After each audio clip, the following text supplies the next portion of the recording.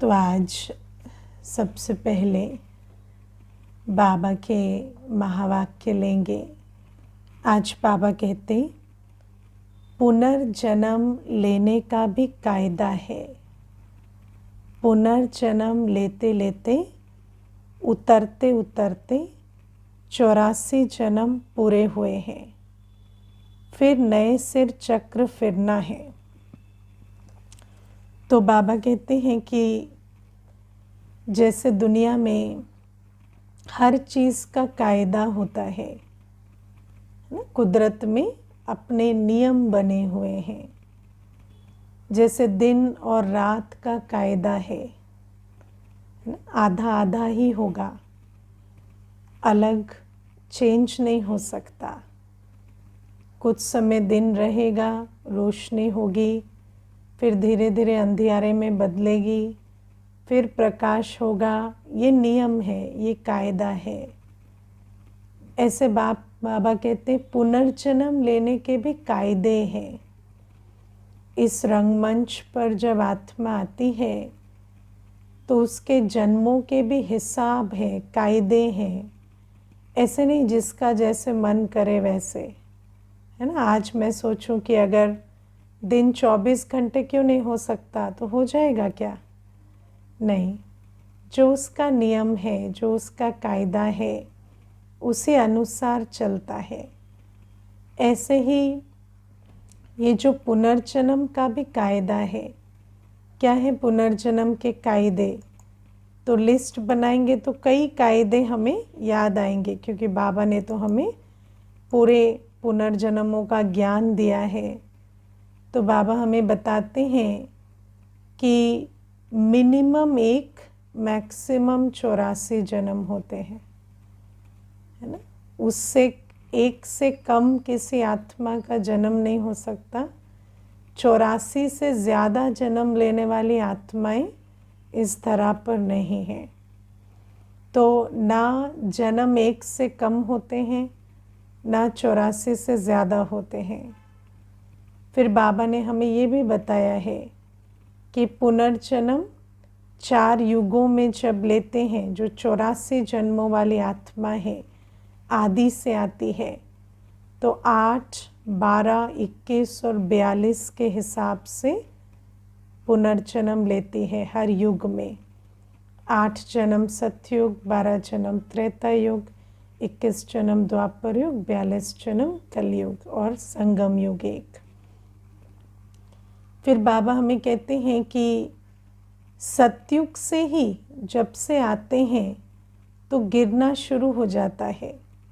भले ही सतयुग त्रेता युग में गिरावट धीरे होती है, हम 16 कला से 14 कला बनते हैं, लेकिन उसके बाद से गिरावट जो है वो तेज़ी से होती है। लेकिन पुनर्जन्म लेते लेते आत्मा को पतित बनना ही है, नीचे गिरना ही है। ये पुनर्जन्म का कायदा है। अगर हम सोचें कि आत्मा सदा सतो प्रधान रहे तो हो सकती है। सदा सतो प्रधान रहना कायदा नहीं है।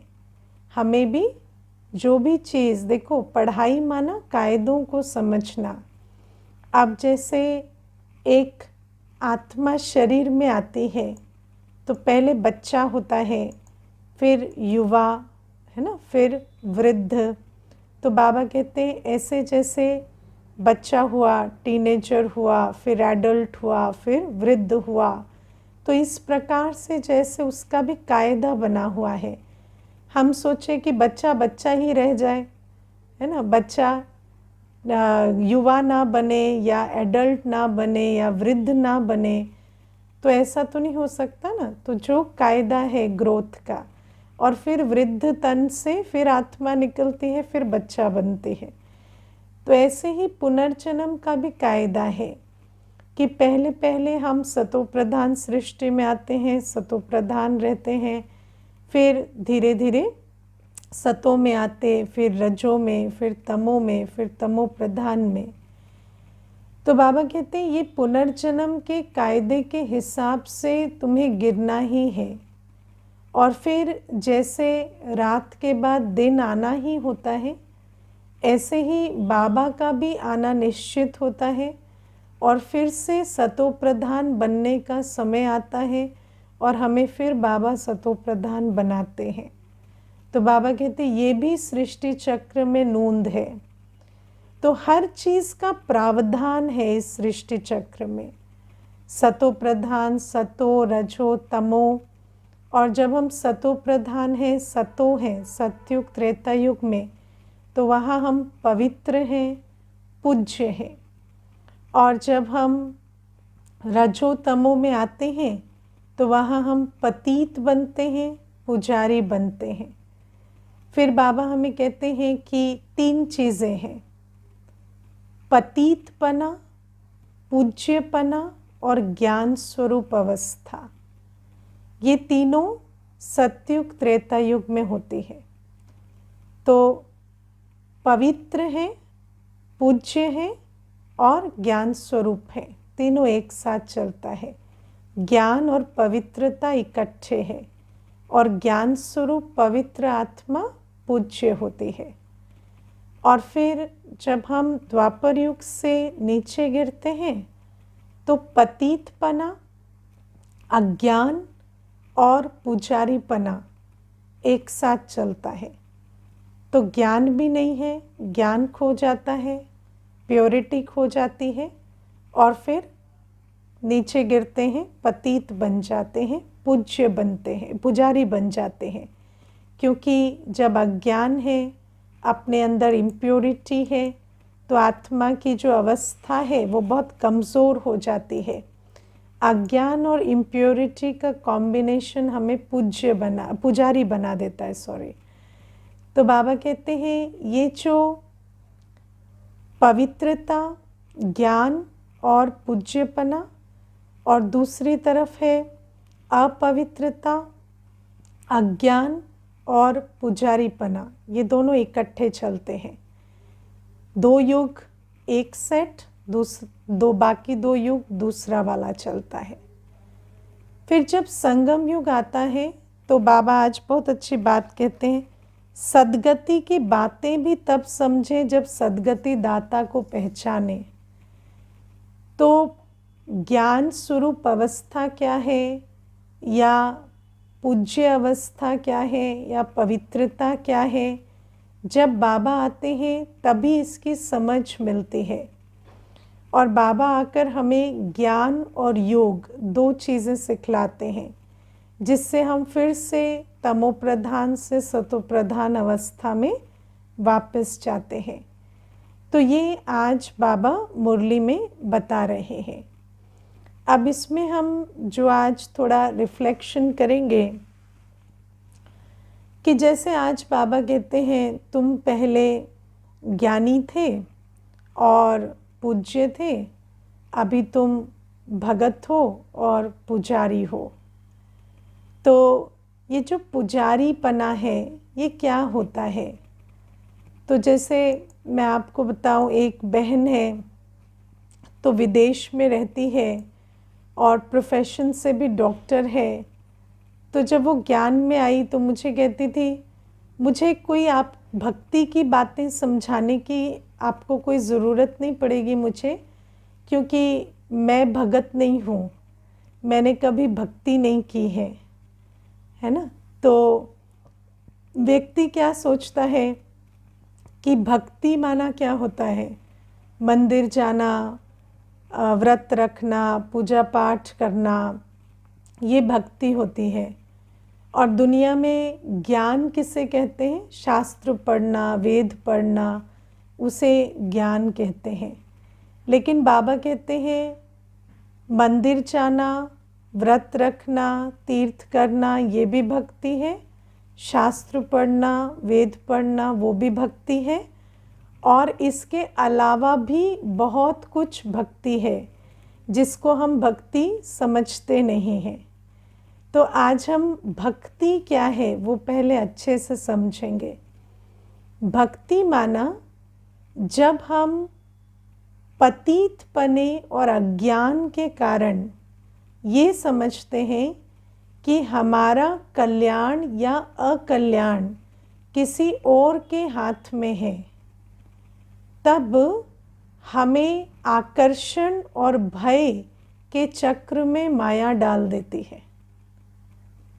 जब मुझे ये समझ आता है, मेरे अंदर ये बिलीफ सिस्टम आ जाता है कि मेरा कल्याण या अकल्याण कोई दूसरा करने की ताकत रखता है, तो वो जो बीज है कि मेरा कल्याण या अकल्याण कोई दूसरा कर सकता है, चाहे वो 5 तत्व हैं, चाहे सितारों की अरेंजमेंट है, चाहे कोई दूसरी आत्मा है, अगर हम इस बिलीफ सिस्टम के साथ चल रहे हैं तो इसका मतलब है वो भक्ति है। और भक्ति का जो बीज होता है, भक्ति या ऐसा समझना कि हमारा कल्याण या अकल्याण कोई दूसरा कर सकता है, उसका बीज होता है अपने आप को, अपने बाप को ना जानना। और दूसरी बात है इम्प्योरिटी, जिसके कारण आत्मा की ताकत खत्म हो गई है। तो जहाँ अज्ञान है, पतितपना है, वहाँ भक्ति होती है। और भक्ति ज़रूरी नहीं है कि हम यही सोचें कि कोई सितारों की अरेंजमेंट से हमारा कल्याण हो सकता है, या घर का वास्तु ठीक नहीं है तो हमारा कल्याण हो सकता है, या देवी देवताएं रुष्ट हो जाएं तो हमें श्राप दे सकते हैं, या देवी देवताएं प्रसन्न हो जाएं तो हमारा कल्याण हो जाएगा। या भक्ति ये भी होती है कि हम सोचें कि मैंने शास्त्र पढ़ा तो शास्त्र पढ़ने से हम तर जाएंगे, कहते ना पढ़ते पढ़ते तर जाएंगे, तो पढ़ने से तर जाएंगे ये भी भक्ति है। पढ़ने से कैसे तर जाएंगे, है ना, पढ़ने से थोड़ी तरेंगे, बनने से तरेंगे। तो बाबा कहते हैं ये सब भक्ति है। इसके अलावा अगर मैं सोचती हूँ कि कोई धनवान है तो उसके कारण मेरा कल्याण हो जाएगा, कोई शक्तिशाली है, किसी के पास पॉलिटिकल पावर है, किसी के पास इकोनॉमिक पावर है, या कोई आत्मा जो है वो बहुत इमोशनली स्टेबल है तो उसके द्वारा मेरा कल्याण हो जाएगा, तो ये सब भी भक्ति है। या मैं सोचूं कि जिसके अंदर मोह है तो वो ये सोचता है कि इनकी अवस्था ठीक नहीं होगी तो मेरी अवस्था बिगड़ जाएगी, तो ये सब भक्ति है। तो बाबा कहते हैं कि ये जो भक्ति है इसका रूट क्या होता है, अज्ञान और पतितपना। और फिर जब बाबा आते हैं तो हमें ज्ञान और योग सिखलाते हैं। तो जितना जितना हम अपने आप को पहचानते जाते हैं, अपने बाप को पहचानते हैं, अपने गुण स्वरूप शक्ति स्वरूप में स्थित होते जाते हैं और योग के द्वारा पावन बनते जाते हैं, उतना हम पूज्य बनते जाते हैं, उतना हम ज्ञान स्वरूप शक्ति स्वरूप पूज्य अवस्था में जाते हैं। पूज्य अवस्था माना ना तो मेरा कल्याण अकल्याण किसी और से हो सकता है, इस भ्रम में रहते हैं। हम अपने कर्मों से ज्ञान स्वरूप पवित्र अवस्था से बाबा की श्रीमत पर चलकर स्व कल्याण भी करते हैं और विश्व कल्याण भी करते हैं। अब सबसे इंटरेस्टिंग बात क्या है कि कहते तो हैं हम कि पूज्य देवी देवताएं होते हैं, लेकिन वास्तव में आज बाबा ने बहुत अच्छी बात बताई कि इस समय तुम जो ईश्वरीय गुण धारण करते हो वही कल तुम्हारे संस्कार बन जाते हैं। तो देवता देवता कहलाते हैं, देवता माना देने वाला, लेकिन सतयुग त्रेता में देने की कोई बात नहीं होती, होती है क्या? सतयुग त्रेता में तो कोई खाली ही नहीं है। तो देवताएं देते नहीं हैं, लेकिन देवताओं का वो जो गायन है वो किन संस्कारों के आधार से होता है, जो हम इस समय संगम युग में बनाते हैं। और बाबा कहते हैं पूज्यपना एक्चुअली संगम युग में होता है। और संगम युग में क्योंकि बाबा एवर पूज्य जो है, बाबा के संस्कार हम आत्माओं में भरते जाते हैं। जितना जितना हम बाबा के द्वारा सुनते हैं, बाबा का ज्ञान हमारा बुद्धि में, हमारी बुद्धि में भरता है और बाबा से हम योग लगाकर हम जितना पावन बनते हैं उतना उतना क्या होता है कि हमारे इस ज्ञान बल योग बल से हम बाप समान कैरेक्टर बनाने लगते हैं। और आज बाबा ने उन कैरेक्टर्स की पूरी लिस्ट भी बताई है। क्या है वो कैरेक्टर्स? जैसे बाबा मददगार है, इस विश्व का कल्याण करते हैं, ऐसे हम भी विश्व कल्याणकारी बन जाते हैं। हम भी स्वीट बनते हैं, मीठे बनते हैं। हम भी सुखदाता बनते हैं, दुखहर्ता बनने लगते हैं। और बाबा कहते हैं कोई उल्टा सुल्टा बोलता है तो तुम उसे शांति का दान देकर शांत बनाने वाले बन जाते हो। तो ये जो क्वालिफिकेशंस है ईश्वरीय संतान की, ये है पूज्य की क्वालिफिकेशन। ये हमारे अंदर इस समय होती है।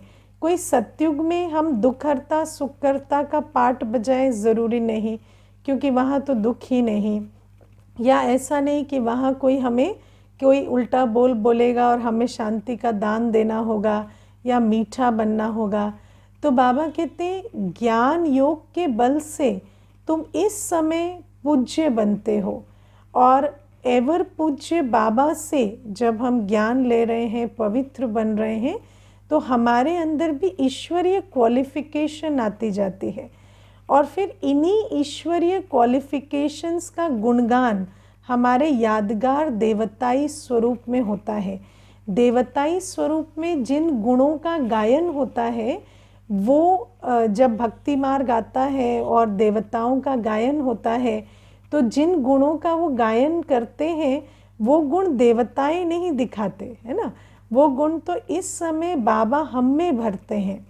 तो बाबा कहते हैं ज्ञान योग के आधार से तुम मांगने वाले से मददगार बन जाते हो, है ना। अभी तो हम जब भक्ति में हैं, जब हम अज्ञान में हैं, पतित हैं, तो हम कैसे होते हैं? हमें लगता है कि हमारी जीवन का कंट्रोल, हमारी सारी चीज़ों का कंट्रोल, हमारा कल्याण अकल्याण दूसरे के हाथ में है। लेकिन जब हम ज्ञान में आते हैं तो हमें पता चलता है कि नहीं, हमारी जीवन तो है ही हमारे कर्मों के आधार से। अनेकों की जीवन को भी बनाने वाले, विश्व कल्याण करने की चाबी भी बाबा ने हमें प्रदान की है।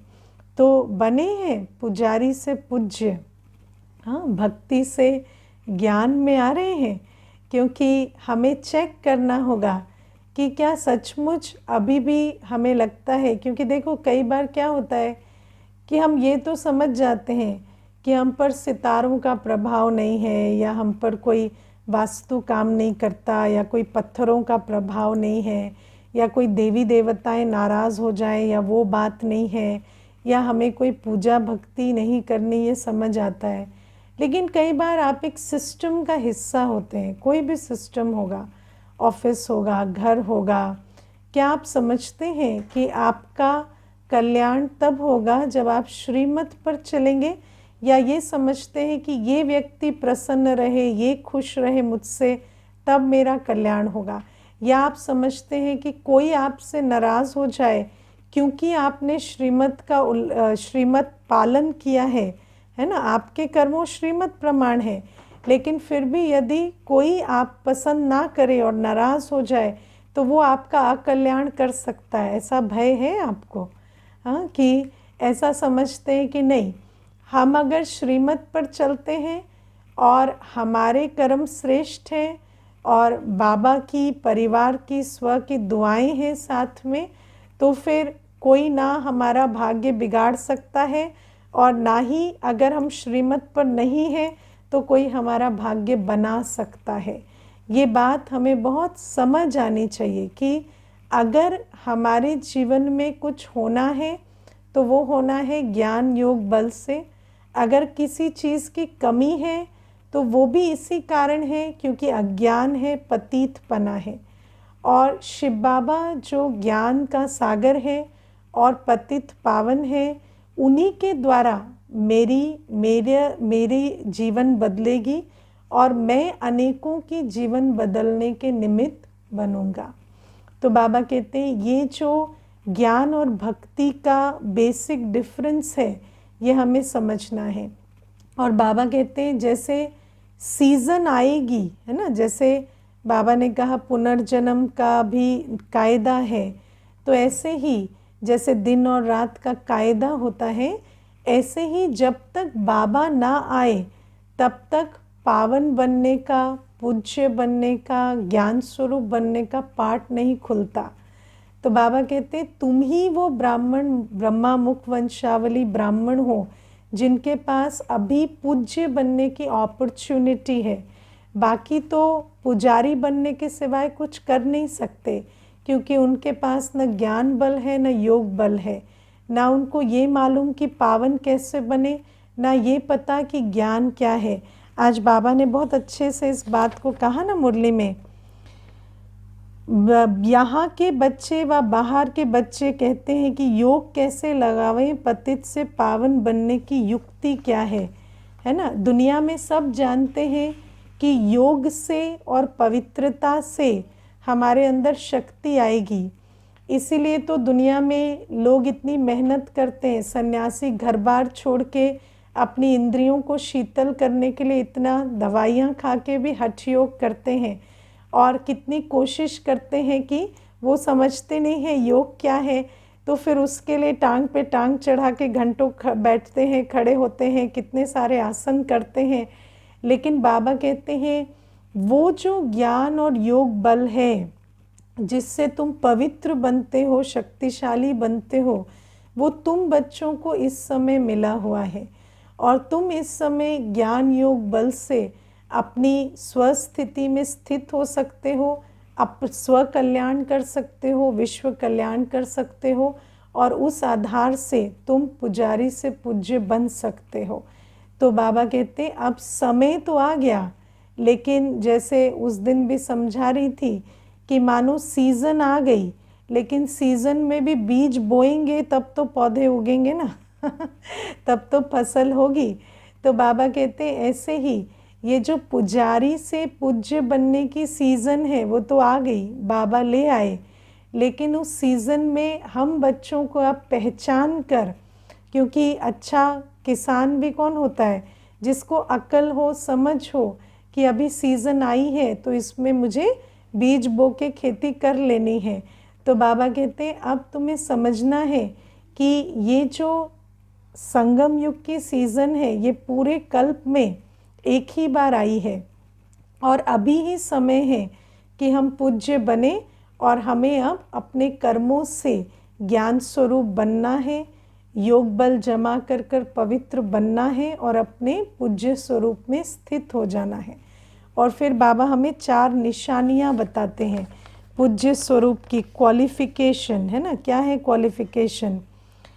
बाबा कहते दिल में आता है कि बाप जिससे हम विश्व की बादशाही लेते हैं उनका कितना मददगार बनना चाहिए। तो जो बच्चे पूज्यपने में स्थित होते जाते हैं उनके दिल में आता है कि मुझे बाप का मददगार बनना चाहिए, है ना। उनके दिल में ये नहीं आता कि बाप मेरी झोली भर दे। आज तक तो बाप मेरी झोली भर दे आता था ना, अभी आता है कि बाप ने तो झोली भर दी, अब मुझे बाप का मददगार बनना चाहिए। आप में से किस किस को ऐसे संकल्प आते हैं कि मुझे बाप का मददगार बनना चाहिए, कि अभी भी लेवता ही बने हुए हैं, देवता नहीं बन रहे? हाँ, किस किस को आते हैं ऐसे संकल्प कि मुझे बाप का मददगार बनना है? 2 जने हाथ उठा रहे हैं, बाकी और हाथ नहीं उठा रहे, है ना। 3-4 जने हाथ उठा रहे। तो सोचो कि मुझे ये क्वालिफ़िकेशन है, ये हमारी क्वालिफ़िकेशन है कि जैसे जैसे हम बाबा से ज्ञान स्वरूप बनेंगे, योगी बनेंगे, पवित्र बनेंगे, तो पूज्य बने की क्वालिफ़िकेशन है कि अपने अंदर ये शिफ्ट आएगा कि फिर हमें ये नहीं आएगा कि बाबा मेरा कल्याण करे, लेकिन समझ आएगी बाबा ने इतना कल्याण किया है, इतना बिना मांगे इतना कुछ दिया है और इतना भरपूर बनाया है, तो मुझे अब बाप का मददगार बनना है। हम हैं ईश्वरीय संतान, बाप आई ही है सबको सुखदाई बनाने, कोई को भी दुख नहीं देते। अपने अंदर ये परिवर्तन आ जाएगा कि मैं सुखदाता की संतान हूँ, मेरे सम्मुख कोई भी आए तो उसे सिर्फ सुख मिलना चाहिए। सुख भी अविनाशी सुख, ऐसा नहीं बस उसके पसंद का भोजन खिला दिया, गरम कंबल दे दिया, नहीं। सुखदायी बनना माना उस आत्मा को भी सुख शांति का रास्ता मिलना चाहिए मेरे द्वारा। फिर बाबा कहते हैं कि बच्चों को इतना ऊंच बनना है। बाबा बार बार समझाते हैं अपने पास नोट रखो, किसको दुख तो नहीं दिया। अगर अभी भी दुख देते हैं, चाहे उसने कितना भी दुख दिया, अगर हम अभी भी दुख देते हैं, इसका मतलब हमारे अंदर अभी भी बाबा का खजाना समाया नहीं है। क्योंकि व्यक्ति वही देता है जो उसके पास है। अभी भी मेरे पास रावण की संपत्ति पड़ी है, दुख है, तब तो हम दुख देते हैं ना। तो चाहे कोई कुछ भी दे, क्या मैं कभी किसी को दुख देता हूँ, ये हमें चेक करना है। बच्चों को इतना ऊंच बनना है। बाबा कहते हैं बाप सबको सुख देते हैं, हम भी सुख देवें। ये जीवन ही बाबा की सर्विस में लगाई है ना। ये जीवन और किस लिए है? बाबा की सर्विस के लिए है। ये शिफ्ट आएगा जिस आत्मा के अंदर पूज्यपना आने लगेगा। बहुत मीठा बनने की कोशिश करनी है। कोई उल्टा सुल्टा बोले भी तो तुम शांत कर दो। शांत कर सकते हैं? कोई उल्टा सुल्टा बोले तो शांत करना आता है? इतनी शांति है अपने अंदर कि कोई उल्टा सुल्टा बोलना शुरू करे ना तो उसको रियलाइज़ हो जाए कि हम कहाँ बैठे हैं, क्या बोल रहे हैं। अपनी शांति की ऐसी वाइब्रेशन हो, ऐसी स्थिति हो कि उसको अनुभव हो कि ये राइट जगह नहीं है जहाँ हम ये बात कर रहे हैं, और उसके अंदर के संकल्प भी शांत हो जाए। आप कभी अपनी शांति में, स्नेह में स्थित होकर अगर बैठे हैं, कोई उल्टा सुल्टा बोलने भी आएगा ना तो वो शांत हो जाएगा। तो बाबा कहते ये क्वालिफिकेशन होती है। जैसे बाबा के लिए कहते थे ना कि बाबा के पास कोई बहुत ऐसे व्यर्थ संकल्पों में भी जाता था तो बाबा के पास जाते ही जैसे शांत हो जाता था। तो बाबा कहते हैं ऐसे क्वालिफिकेशन हम बच्चों में आ जाती है। जैसे भक्ति में वर्णन करते हैं ना कि मंदिर गए तो बहुत शांति मिली, तो ऐसे आप जहाँ बैठे हैं, मंदिर क्या होता है? जहाँ देवता बैठते हैं। तो हम जो पूज्य आत्माएं जहाँ बैठ जाएंगे ना, वहाँ जैसे ऐसा वायुमंडल हो जाएगा कि आत्मा को आते ही ऐसा लगेगा कि शांति मिली, शांत हो गए सारे व्यर्थ संकल्प, व्यर्थ बोल समाप्त हो गए।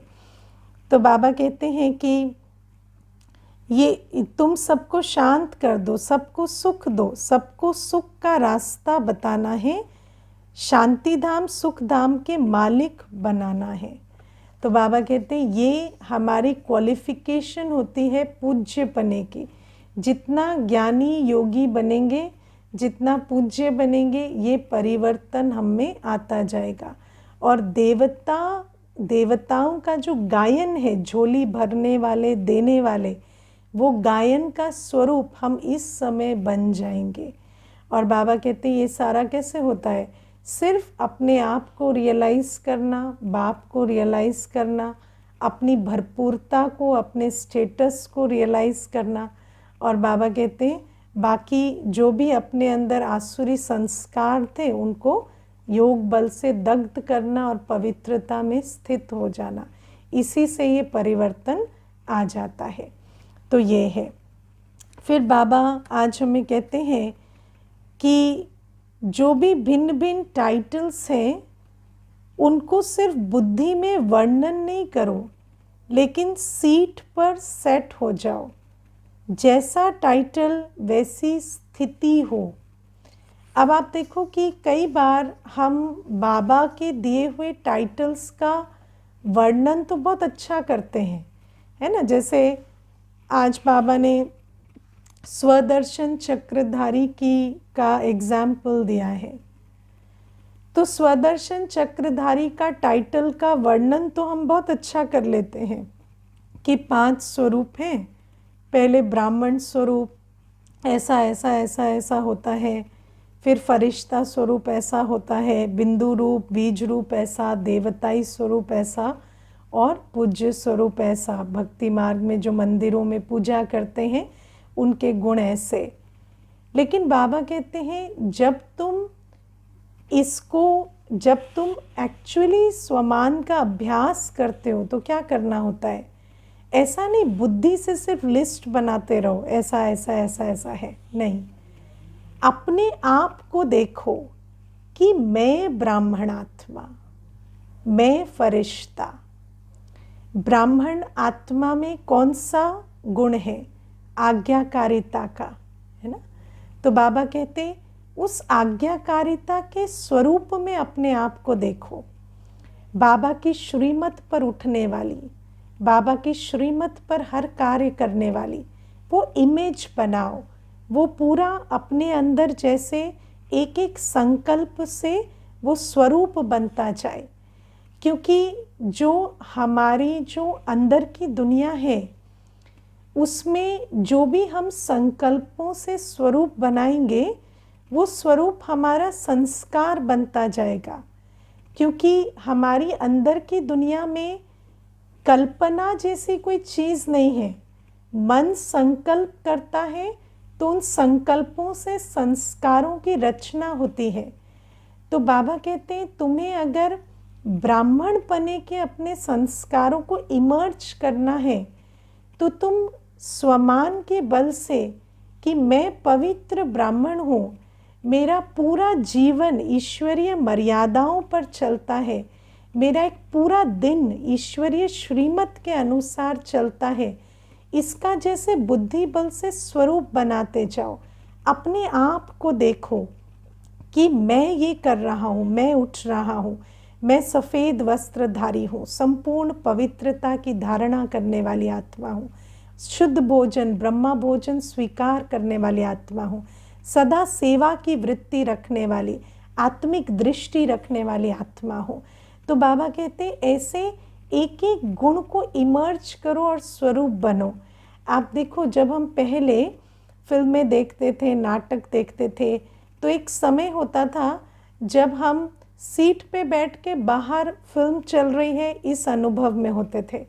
लेकिन देखते देखते क्या होता था, ऐसा लगता था जैसे अंदर घुस गए और हम ही नाच रहे हैं, गा रहे हैं, हम ही उनके साथ लड़ रहे हैं, हम ही वो कैरेक्टर प्ले कर रहे हैं, है ना। तो बाबा कहते हैं ऐसी वाली स्थिति होनी चाहिए कि जैसे जैसे एक एक स्वरूप के संकल्प आए कि ऐसा है, तो उसका बुद्धि बल से अपना चित्र बनता जाए और चित्र के साथ और चरित्र के साथ वो अनुभव होता जाए कि ब्राह्मण स्वरूप कितना श्रेष्ठ, पवित्र, सुखदायी है, उसकी उच्चता, महानता, दिव्यता का अनुभव करो। और फिर बाबा कहते हैं जैसे बिंदु रूप है, तो बिंदु रूप में जैसे सब संकल्प शांत है, फुल स्टॉप की स्थिति है, और उस फुल स्टॉप की स्थिति में भी सुख है, शांति समाई हुई है। ऐसा नहीं कि वो एक ड्राई स्टेट है। जब आत्मा परमधाम में होगी तो वहाँ शांति की अवस्था होगी, सन्नाटा नहीं होगा, है ना, संकल्प नहीं होंगे, लेकिन एक मीठी शांति, जहाँ शांति में सुख भी समाया हुआ है, प्योरिटी भी समाई हुई है। तो ऐसी सुंदर एकाग्र स्थिर बिंदु रूप अवस्था में, मीठी शांति में मैं आत्मा स्थित हूँ। शरीर दुनिया जैसे उस समय बुद्धि के बिल्कुल बाहर है और मैं उस स्वरूप में स्थित हूँ। तो बाबा कहते हैं ऐसे एक एक पोजीशन लो। अब मानो आप योगा करने जाते हैं तो क्या होता है, योगा इंस्ट्रक्टर आपके सामने योगा कर रहा है, आप उसको देखेंगे, है ना, सिर्फ देखेंगे तो क्या आपकी हेल्थ बन जाएगी क्या? नहीं, आप उसके साथ करेंगे, उसको देखेंगे और फिर यहाँ करेंगे तो आपकी हेल्थ बनेगी। ऐसे ही बाबा कहते हैं कि जब तुम बुद्धि से सिर्फ वर्णन करोगे तो नहीं होगा, बुद्धि से एक्सरसाइज करो बुद्धि से एक्सरसाइज करो माना उस स्वरूप में अपने आप को स्थित करो, उस चित्र और चरित्र को अपने अंदर लाओ और उस स्वरूप में अपने आप को स्थित करो। जब स्थित करेंगे ना तो बाबा कहते हैं जो स्वदर्शन चक्रधारी के स्वमान में अपने को स्थित कर लेगा उसके सामने तो जैसे माया कुछ भी नहीं कर सकेगी, क्योंकि स्वदर्शन चक्रधारी अर्थात ही माया जीत। क्योंकि माया माना, माया क्या है, हमारे कमज़ोर संकल्पों की रचना है।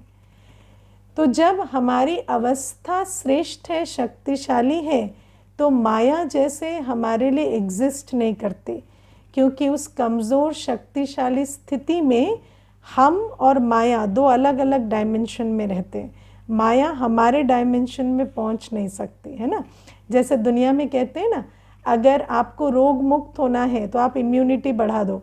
इम्यूनिटी बढ़ा दिए तो रोग होगा, बैक्टीरिया वायरस होगा, पर आप तक नहीं पहुंचेगा। ऐसे ही बाबा कहते हैं माया रहेगी, लेकिन माया आपको वार नहीं कर सकेगी, क्योंकि आप स्वदर्शन चक्र फिराते फिराते स्थिति को ऊंचा बना चुके हैं।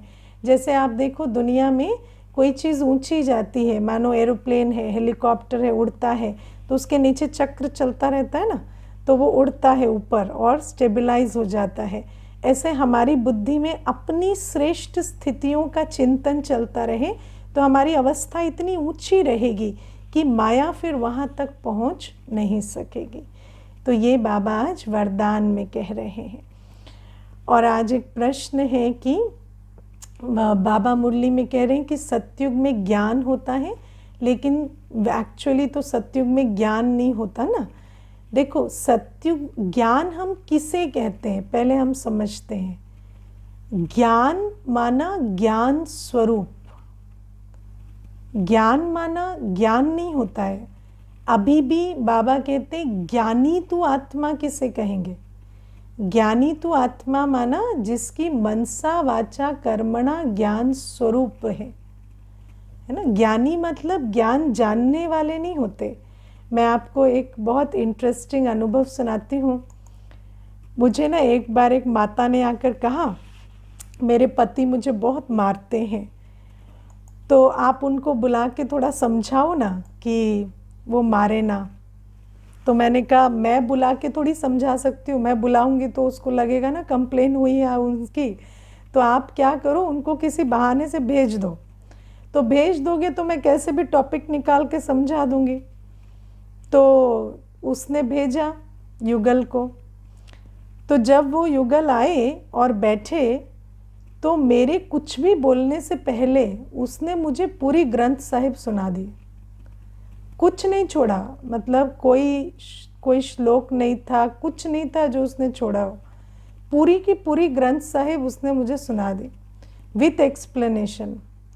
और सच देखा जाए तो बहुत अच्छे से उसने सुनाया। फिर मैं भी सुनती रही।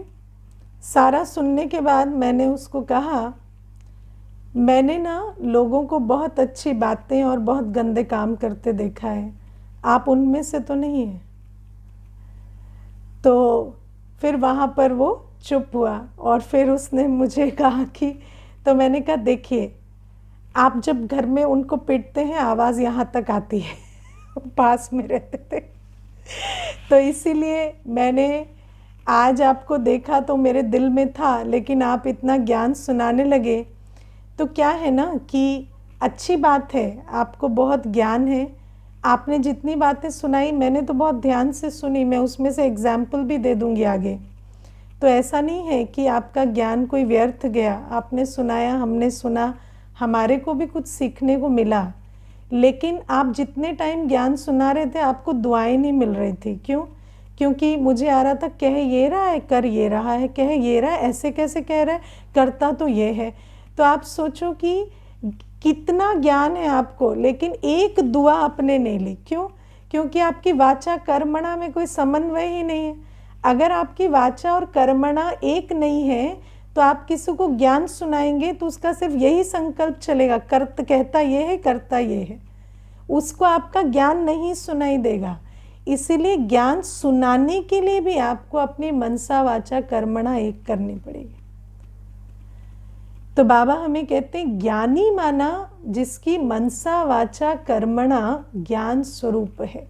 तो सतयुग में भी हमें ज्ञान नहीं होता कि आत्मा क्या है, परमात्मा क्या है, लेकिन हमारी आत्मिक स्थिति और बाबा के योग बल से जो हमने पवित्रता धारण की है वो हमारी मनसा वाचा कर्मणा में हम उसका स्वरूप होते हैं। इसीलिए आज बाबा ने कहा कि सतयुग त्रेता युग ज्ञान का युग है।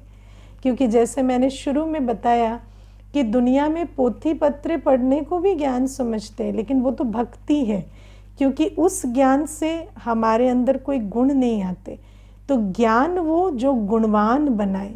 आज बाबा ने कहा ना, कैरेक्टर सुधारने वाला ज्ञान होता है, और ज्ञानी वो जिनके कैरेक्टर सुधरे हुए हैं।